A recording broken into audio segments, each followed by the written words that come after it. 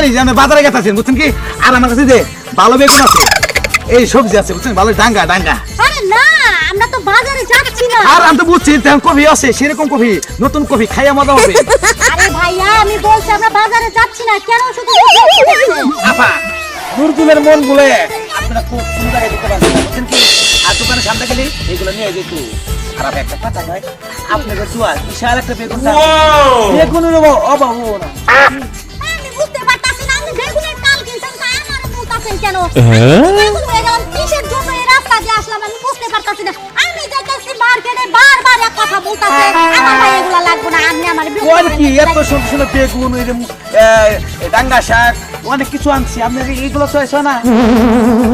দেখেন, আমারে যদি আপনি বেশি বিরক্ত করেন, বুঝতে পারছেন কি? শুনেন, আমি তো বিরক্ত করি না, আপনারা এটা কিনবেন, এই আবার দেন, আপনি উনি কত কষ্ট করে আমরা এই আপনার সারা দিলেন। হ্যাঁ শোনেন, আপনি না কত কষ্ট করে সারাদিন আপনি সুন্দর সুন্দর বাজার আনি দেখছেন কি, আপনি কোন গেছো, আপনি সেবা করার জন্য আমি নুরগুলো আসতে পারছি নেন।